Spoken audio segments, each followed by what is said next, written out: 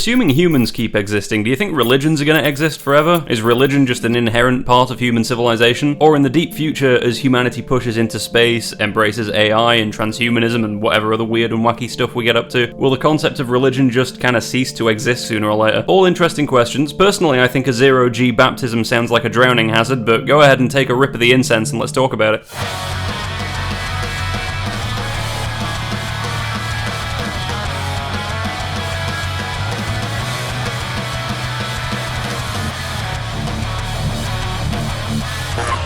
Okay, before I even start, I should probably specify I'm non-religious. I attribute a lot of my personality to the fact I grew up loving space and science and technology, so naturally I gravitated towards rationalism as my mode of looking at reality in a pretty hardcore kind of way. Like, I'm not kidding, by the time I was 5 or 6, I remember hilariously deciding that I didn't believe in Jesus, but that I was yet to make up my mind about Santa Claus. I reasoned that those Christmas presents must have been coming from somewhere, and one Christmas I did wake up at night and heard what I thought was Santa's sleigh landing and taking off from all the nearby roofs. In retrospect, it was definitely the sound of a guy shoveling snow off his driveway, but whatever. I just took that as a lesson on the dangers of false positives and moved on with my fucking life. Anyway, by my mid-teens, I was having the predictable enlightened atheist phase where I was completely insufferable to be around. I'd come to feel that the best prospect for the future of humanity would be one where humanity works in unity with an outlook largely in line with scientific rationalism. As such, I was very much up on science and down on religion. I think that's an understandable take to arrive at for a teenager, given the amazing things science and technology has made possible for us. Of course, it makes horrifying things possible too, but that's a separate rabbit hole to go down. The point is, I believed that strict scientific rationalism would be the vehicle that all of humanity would eventually get into, and that kind of rationalism would be the answer to essentially all of our problems. And the thing is, I sort of still believe a version of this. I do think that once we decide what we ought to do with the physical world that we live in, science and technology of course give us the tools to do those things. If a civilization in 5000 BC decided that the meaning of life was for humans to walk on the moon, they couldn't have done it, but now we can, and that's because of technology. Technology is the key to doing whatever we want, setting the universe however we like it to be. The issue is, of course, that the moon, sensuous and round as it may be, is just a big rock covered in a layer of razor-like shards of dust. Touching it's not going to do much other than make you look like someone that can't be trusted to be around cutlery. So the problem we have is one of meaning and purpose, not just individually, but on the level of human civilization. You might have heard the phrase, you can't get an ought from an is. This is to say, you can walk around and look at shit all day, but that's not going to tell you anything about how things should be. If you look at a fork on a table, that just tells you that there's a fork on the table. It doesn't tell you anything about whether there should be a fork on the table or whether it should be somewhere else. Even if you're looking at someone being pelted with hammers, it just tells you that someone's being pelted with hammers, and that presumably they don't like it if you're a keen body language expert. Even giving yourself pleasant or terrible stimuli doesn't tell you how things ought to be, just that you prefer it to be one way or another, just that you have positive or negatively valenced experiences appearing in your consciousness. To get an ought, you just make a judgment about how you want things to be and then act on it as if it's some universal law and not some preference you arguably just pulled out of your ass. But at the same time, it doesn't feel like we're making it up when we say yay pleasure and boo pain. It seems like that's what we're talking about when we say good or bad. It's just positively or negatively valenced consciousness. Is that not definitionally what good and bad are? The most pleasure experienced the most deeply by as many conscious beings as possible over the greatest duration is objectively good, and the opposite is objectively bad, right? I'd potentially agree with that, but there are no end to people making memes about utilitarianism on the internet. Also, I can't help but think that the purpose of consciousness is to experience the reality of the universe, and experiencing pleasure and pain is just one of the tools to do that with. And therefore, should society really optimize for pleasure? Shouldn't you want to experience both? And does that mean we shouldn't optimize for pleasure because it's all relative and you should experience both? But in that case, wouldn't that mean that a society of kind people working together to advance the species in peace and love and happiness is just as good as a society of dudes shooting each other and cutting each other's heads off? Because that doesn't seem right. You see what I mean? This stuff is kind of hard to think about. I feel like a true answer to all this stuff is probably on the other side of some kind of paradigm shift for how we think about consciousness and all the things it ties to, such as the purpose of human civilization. Like, if you think about consciousness in the conventional way, as this emergent phenomena of physical matter, you get a buttload of weird logical paradoxes the second you start doing any thought experiments with that. And in my mind, if your model of reality is producing paradoxes, that probably means the model's wrong. I think we need the consciousness equivalent of when physicists couldn't figure out how their orbital calculations were slightly off, and then Einstein came along and slapped his math meat on the table and told everyone gravity isn't a force, it's a curvature of space-time, and then suddenly all the problems went away. I think we need to do that, but for,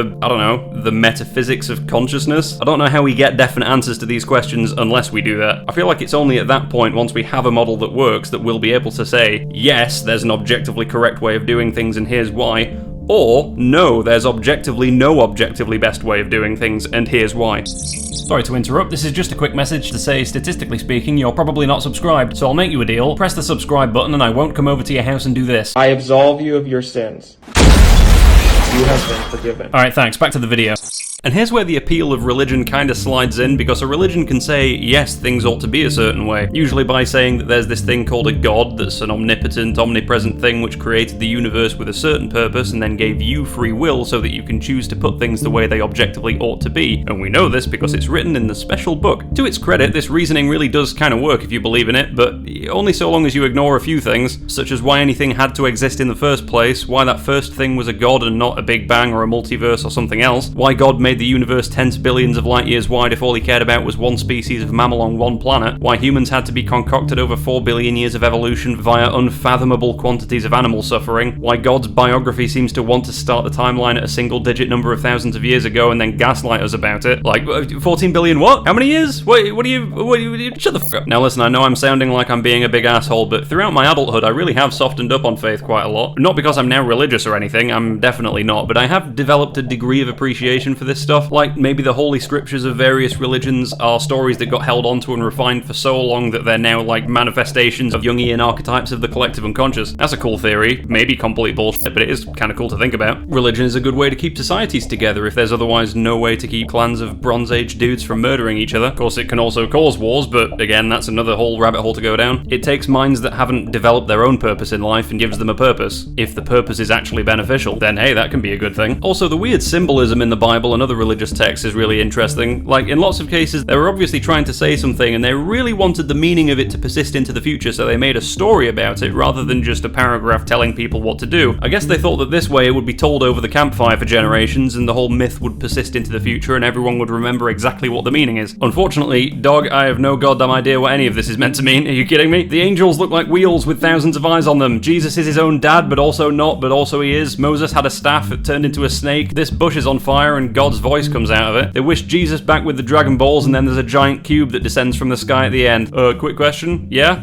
What the fuck? I know time travel to the past is almost definitely impossible from a physics perspective, but I'm desperate for it to be possible so we get to decide who the guy is that's got to go back and tell them we have no goddamn idea what they were talking about. Like, bro, God's talking out of a burning bush? Isn't he omnipresent? Couldn't he just talk out of the sky? I've seen homeless people in Glasgow lying in smouldering piles of leaves and screaming their ABCs at people. These guys one-upped the creator of the universe? There was definitely something very important they had to tell us, and boy, we did not retain that information whatsoever. Looking at a Bible's like looking at memes from 2016 and trying to figure out why you found them funny. Anyway, let me bring this on back. Here's what a religion actually is, as far as I can tell. Religion is a philosophy, like any other philosophy, but the key difference from some economic philosophy or whatever is that a religious philosophy defines the fundamental nature of reality in some way. I think that's really what the notion of a religion actually simplifies to. Now, you could quibble with this and say that things that aren't normally conceived as religions would be religions in this case, or vice versa. You could say I'm just describing a metaphysical model, not a religion, and sure, I'm just trying to keep my vocab simple so I don't lose anybody. So for the purposes of this conversation, religion is a philosophy that talks about and kind of explains the ultimate foundations of reality, whatever that means in the context of whatever particular religion. That doesn't mean it has a god in it strictly, it doesn't definitely need one, but it might have one. Ultimately, a religion is something that answers the question, why is reality the way it is on the most fundamental level? It could be because God made it that way, or because spirits of nature made it that way, or something about reality being a projection of consciousness, or whatever. If you explain the fundamental nature of reality, it gives you the metaphysics that you need to then be able to say how reality ought to be in some way or another. And again, just to clarify, this is different from, like economic philosophies or whatever that say, if you want this outcome, here's how you get it, but it doesn't tell you what kind of outcome you should want. Fair enough, most of us don't need to be told that pain is bad and pleasure is good, but I think it would help civilization quite a lot if we managed to converge on some demonstrable truth about the way the metaphysics of reality actually work. Human civilization is basically a giant coordination problem. It would be cool if we could at least agree on what ought to be the case. If all we're quibbling about is how we go about achieving the thing we all know we ought to be doing, at least we're one step removed from completely misunderstanding each other. Basically, every conflict is, on some level, misaligned ideas on how things ought to be. Now, is there a way to fully resolve the whole human civilization alignment problem thing without resorting to faith? Having to have faith in something there's no evidence for is the reason reason why someone from the rationalist paradigm like me is not going to become a religious person? Well, ultimately, I think there's going to be an interesting interplay between science and religion as we go further and further into the deep future. Namely, I think there's an interesting potential for religions of the future to show up in some way and make claims about material reality which aren't going to age like a dead trout in a sock used for non-conventional sock-related recreational activities. In fact, the further you go into the future and the more we know about the universe, religions that pop up might be forced to home in on a story about the nature of reality which is actually coherent with reality rather than just throwing together a bunch of goofy Bronze Age mumbo-jumbo. I'm pretty sure that if this happens, the claims that any future religions make about reality are going to have to be a bit more nebulous and universal though. It'll be less, this legendary figure lived in location X and was part of people Y and he was part God and did a bunch of supernatural stuff, and it'll be more like, the universe is made of consciousness and God is an ineffable archetypal idea kind of thing. You know, I'm not saying those claims specifically, I'm just saying generally it'll have to be kind of less tangible, I think. That does make it harder for people to actually grasp though, so we might want to immortalize them as legendary stories to preserve them forever. Oh wait, hold on, I've just created the same problem all over again. I do wonder if lots of religions actually started as deep logical inquiries into the nature of self and consciousness and the universe, and along the way they just became a ball of weird vestigial traditions that missed the point. Then again, what the hell do I know? The History Channel thinks Jesus was catapulted here from Clendathu or some shit. I guess anything's possible if you're uninformed enough. They say there's such a thing as the overview effect when you see the Earth from space for the first time. If you haven't previously had the realization that the Earth is this fragile, alone thing in the unending vastness of space and all the bullshit humanity bickers about is some arbitrary low-level reptilian brain human monkey nonsense, you're more likely to understand that when you're looking down on all of human civilization in a way that just opening a Google Maps tab presumably doesn't quite accomplish. I think this elevated perspective of our true relationship to reality will be a necessary part of any faiths of the deep future, presuming we do go and expand into space. The old faiths generally argued that we're weak and feeble compared to the might of God and nature, but that the universe was made for and revolves around us. Funnily enough, I think reality is pretty much exactly backwards from that. The physical reality to which your consciousness seems to connect is insanely large and completely indifferent to you, but humanity is the most powerful force in the universe, as far as I can tell. The universe is thought to be about 13.8 billion years old. By my calculations, our descendants are likely to be exploiting the resources of all several billion stars in the galaxy before the universe even turns 13.9 billion years old, and that assumes our technology doesn't really get much better than it is now. So in my view, figuring out how we align ourselves in some way that gets us to work together and not fucking obliterate each other is basically the most important thing that humanity can be doing right now. That and figuring out what we actually should be aiming at. Although in my experience, suggesting we should figure out how to collectively align humanity in a way that makes us not want to destroy each other usually just makes people shout globalist at me. Whatever. Worst case scenario, I'm pretty sure natural selection will do a lot of the heavy lifting for us. Alright, thanks for watching guys. Like and subscribe if you want. I've got a bunch of cool YouTube membership perks if you're interested in joining the channel. As always, I'll catch you in the next one. Over and out.